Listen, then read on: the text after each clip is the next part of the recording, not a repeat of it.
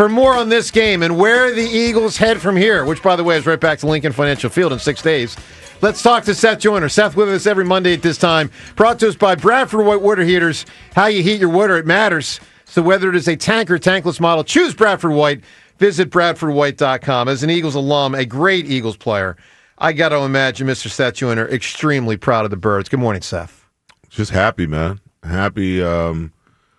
What a time to be a Philadelphia Eagles fan. Who could imagine back in July when training camp started, we'd be sitting where we're sitting? Who could imagine, after the angst and turmoil of the last 3 or 4 weeks of the season trying to get position for the number 1 seed, that everything has to come through Philadelphia. It's amazing. And look, no disrespect meant to Washington, who's done a great job lately, but I don't think they're a juggernaut. I mean, as NFC Championship games go, and believe me, Seth, I'm not taking it for granted, but it could have been a lot harder. I mean, let's put it this way. It's not Bills Chiefs. You know what I'm saying? Like, that's an advantage. Hey, listen, I mean, I'm going to stand on what I've been saying all along. The Philadelphia Eagles are simply a better football team than a lot of the football teams that they faced. I agree. People asked me last week, what do you think? I'm like, this team knows how to win. So I'm not concerned. We got Jaden Daniels, and he's looked fantastic the last 3 or 4 weeks. But we beat him the first time. I don't think he was full strength the first time we played him. Yeah, he looked banged up. And I think that when we played him the second time, I think that the defense was really caught off guard on how fast and how quick and how elusive he can be, and just how good he can pass the football. Yeah, I agree with that. And then, you throw the other, elements into the fray. Jalen Hurts goes down. Chauncey Gardner-Johnson gets thrown out. I think those two elements play into a comeback for the Washington Commanders. And before Jalen got injured, if people don't remember, we had that game, we were up 14-3 or 14-0 at one point. So with a full complement back, I'm not worried about the Washington Commanders. Good. I love it. Because this football team simply knows how to win. They do. All right, Seth, let's get to go ahead, John. We had a lot of worries about the defensive side without Nakobe Dean in there. Mm-hmm. How did things look with a new linebacker? Trott and Oren Burks. It looked like Burks had the run more than Trott, but what did you make of the way they came together to play? Listen, neither one of them are Nakobe Dean. There were times where while we were watching the game, my pre- and post-game guys, Derek Gunn and Mark Farzetta, I looked at them and I was like, can somebody tell me, I know Oren Burks on the field, but has he done anything?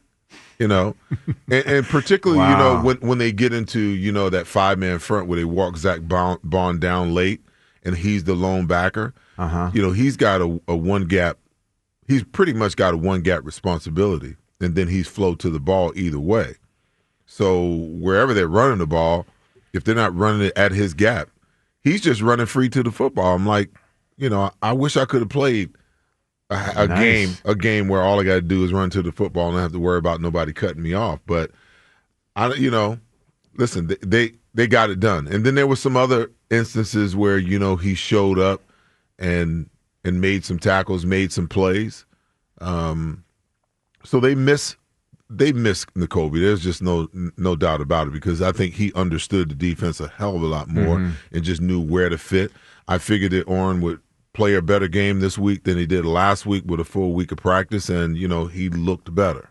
What about on the outside, Isaiah Rodgers forced into action? How did he look? And if we have to I don't know if he's injured. It looked like he might have hurt something at the end of the game. Looked like a calf. Yeah, when he leapt up, it looked like he might have tweaked the calf, but I don't want to take a guess on that. How did he play? Assuming we do get Quinyon back, I mean, how much faith do you have that Quinyon can function at a high level with this shoulder injury? I'm sure you've had lots of AC separations. Well, I hope that, the young buck can heal quickly. I love the signing of Isaiah Rodgers, and I kind of felt like when they signed him, before we knew that we were going to have a Quinyon Mitchell, that he would be, on the other side, the starter on the other side. Teams do seem to target him when he's in the game. The interception that the receiver took away from him. I mean, he's always. Oh man, he's always that looked so bad. He's always right there, but the opposing wide receiver just seems to make a play. Yeah, but he's there. It's like like microscopic there. You know what I'm saying? Yeah. So I don't know whether it's him being out of football for a year, whether that's affected. But I know when before he got suspended in Indianapolis, I mean, he was like one of the top flight cornerbacks that people were talking about. Yeah, he was playing well as a young guy. Seth, yesterday, so you're like, to me, you're a man of steel, all right? I'm not quite Superman, but like were you nervous? Hell yeah. Okay, I'm just wondering, because I mean, I was dying. Not Seth. as nervous as you, Seth. I was Joe. Dying. He wants you to say you were a mess, like he was. I'm just wondering. He wasn't a mess. I'm just trying to understand. You know what I was, Joe? I was pissed. Okay. I was really pissed because when Saquon rips that 78-yard runoff, and you go up 28-15. Should have put the game away right there. there. Yeah, game should be over. It pissed me off because we allowed them to walk down the field essentially. Yeah, that was 10 plays. I know. 10 plays, 70 yards, a minute and 48 seconds. Okay. Now, not much resistance. You're not in a position to play prevent in that situation because there's over 5 minutes left in the game. So what was different about the way that they played off? How you more remember, off than normal? How off is that? Go back to the first game. I've talked about it many times. The first game we were really, really aggressive. Then we played Atlanta, and we played off, and Kirk Cousins just carved us up. Mm-hmm. And then we come back, we play aggressive against the Browns. Then we go to Tampa Bay, and we play off, and Baker Mayfield is just throwing the ball all over us like a 7-on-7. That first defensive possession after the 78 run by Saquon Barkley, that's the way we played. We played off. And then they score a touchdown. Wow, that is really off. I just took a glance at the offness. It is as off gets. Almost like the cornerback is not on the screen. It was almost like, it's going to take them 5 minutes to go down the field and, or 4 minutes, and then we'll get the ball and we'll run the score. That is so off. And they kept getting out of bounds. It kept stopping the clock. Absolutely. It was bad. It was bad. Where does the cornerback staying off like that, is that Slay's decision? Is that Vic Fangio actually telling them to be that far off the line of scrimmage? John, nobody's making that decision but the defense coordinator. And I love what Holy Vic Fangio cow. has done. But, everybody talked about that defense in Sean Desai and Jonathan Gannon. And we got our first real glimpse of it yesterday. And I just didn't like it. I'm like, just keep playing the way that you're playing. Yeah. Because when they come back after they score and then they're on that drive down where they go out, where they actually, the game times out, now they're playing more aggressive. Slay is knocking balls down, right there on the wide receiver. Why not play that way the entire game? I get it. All right, let's get a lot of calls in here. Seth with us this entire hour, 215-592-9494. What Saquon and Jalen Hurts said after the game in a terrific interview on the field. We'll get to that shortly. Joe right now joins us. Joseph, good morning. Hey, good morning, guys. How are you? Doing well, Joe. Pumped up, my man. Yeah, I was fired up. I was down at the game last night. It was excellent. I actually just drove back from Philly up to Connecticut where I live. Good but man. The stadium was electric. Are you near Fairfield? I'm actually up in Hartford County. Yeah, about an hour from Fairfield. Yeah, Right. so it was a hike, but it was good listening to the show. But the stadium definitely was electric. I will say it was a roller coaster of emotions down there, especially with, Jake Elliott was struggling, obviously, on and off. So that was definitely. And by the way, not just was like a game, is. He's a mess. He is. He's psyched out. He has psyched himself out. I'm ready to move on, Joe. I am, and I didn't come to that conclusion lightly. I'm ready to sign the best available kicker. It's crazy. This team is not going to go do that. Well, y'all are absolutely insane. I said, do you know he kicked 3 field goals in the second half? That if he misses one of those field goals when he needed to make never mind. But he missed. But he missed 2 33-yarders. You're right. You're right. Every quarterback, every kicker in the NFL does. But when he needed to make them, when we had to have him in the third and fourth quarter, guess what?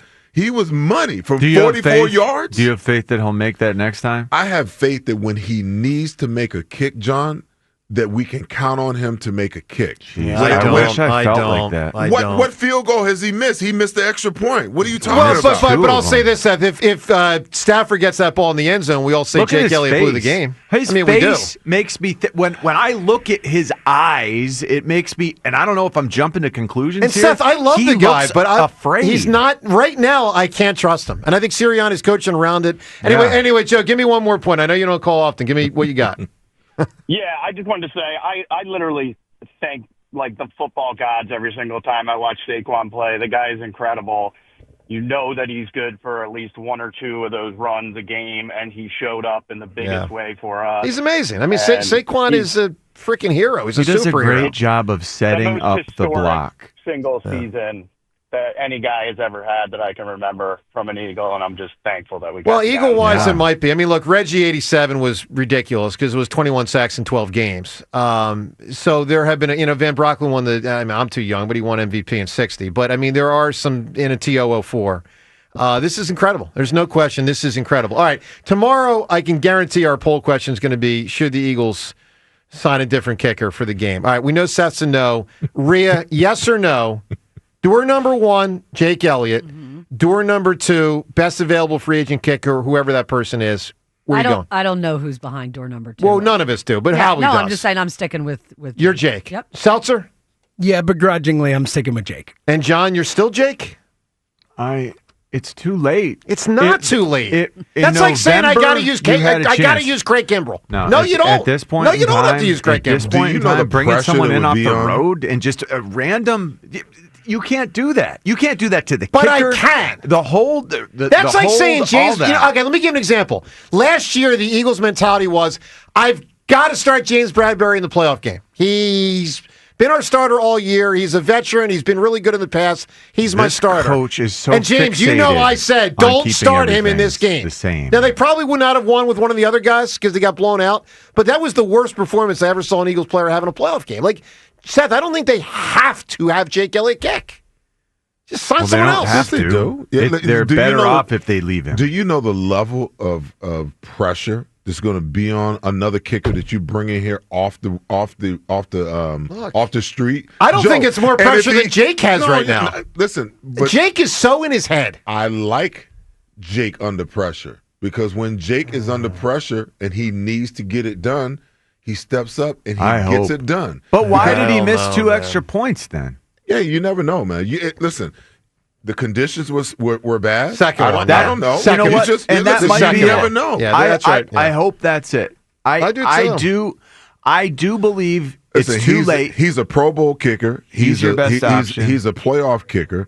He's kicked in a Super Bowl before. Yeah. He understands the pressure of those moments, and he's been money in a lot of different spots. I think he's afraid now. And I think that, if you go and you bring somebody else in, not only do you mess up the chemistry between him and the holder and the snapper, but you put so much pressure on that guy that he's going to come in. That's true. I know. He's got tons of pressure. He's going to come in here and crap the bed at the most inopportune time. I'd rather have Jake Elliott, the guy who's been here and done that for us. I'd rather have him do it than to have somebody else come in. I would too at this point, but had we brought someone else in to just try out in November, mid-November, hey, let's see you two guys kick off. Let's see you two guys kick from 40, They 45, might have, and we don't 50. know it. No, I think we would know if they brought other kickers in. I don't know about that. Of course we would know, wouldn't we? I think they would keep that pretty quiet, is my gut feeling. But anyway.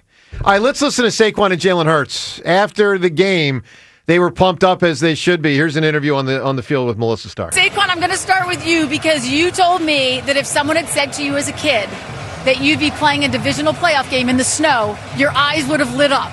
What was it like to play in these elements? The elements was great, but the atmosphere was even better. Our fans are amazing.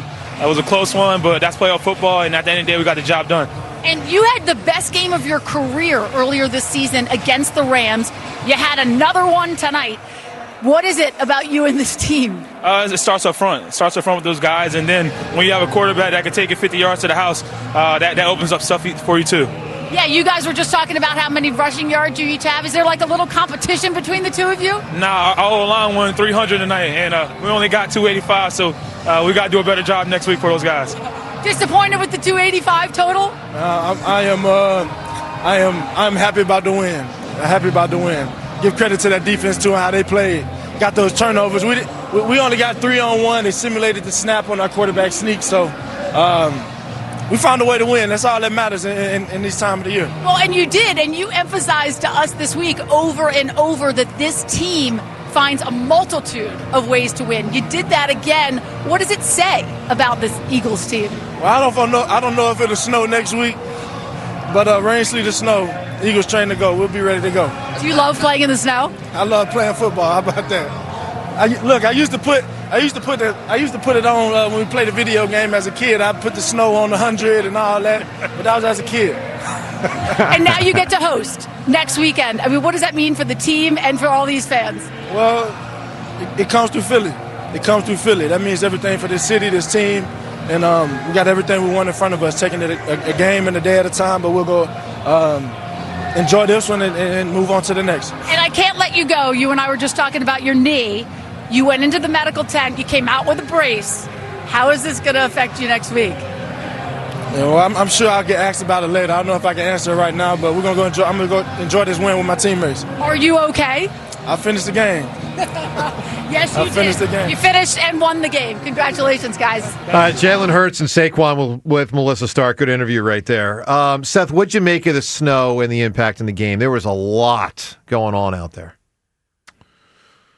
Gosh, I think in a lot of ways the snow was a great benefit for us yesterday. That offense, Matthew Stafford was just on it early. And so were we. I mean, the 44-yard touchdown run by Jalen early. It's good to hear Saquon talk about the importance of having a guy that can take it 50, because I've been saying for a long time the importance of having Jalen Hurts on the field helps the overall running game. No question. And how important he is, to that offense. You take that element away, that's what happened in the Washington game, right? And all of a sudden we can't run. I mean, Saquon Barkley had 47 yards rushing in the second half of that Washington game. He had 150 for the day, 47 in the second half and I think he averaged something like 1.7 yards per carry. Mm-hmm. So when you have Jalen Hurts on the field, I cannot, it's just, when you look at it from a defensive perspective, like I look at the game, you understand how important he is.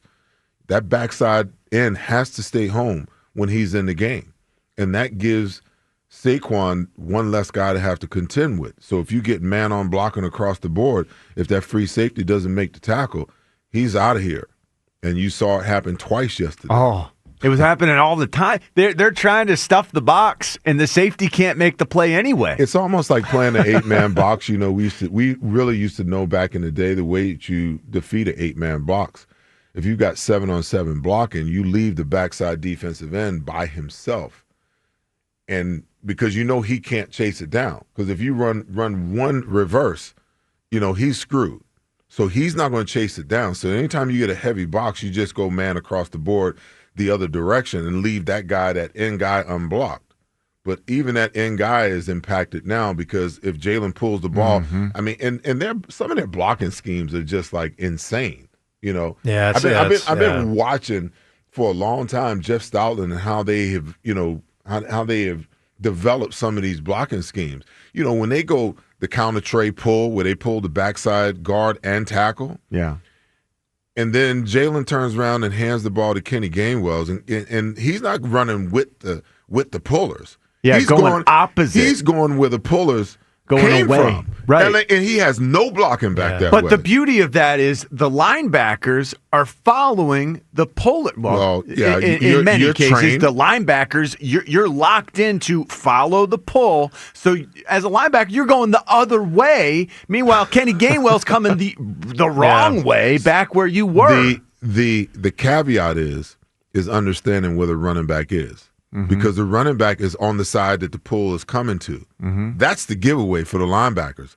Because if you got to think about it backwards, if they're really going to go with the pull, John, he has to start on the side, or he's got to be in the pistol in order to get with the pullers. But when you line them up the opposite of the pullers and you hand the ball off, they're thinking he's just going to take it downhill and go with the pullers, and he's going the opposite direction. And the defensive end is standing there just frozen. All right, a lot of issues to do with Seth, including the Jalen injury element and that element of concern for Seth or not versus Washington. Time's yours. Reaction, phone calls, the whole deal.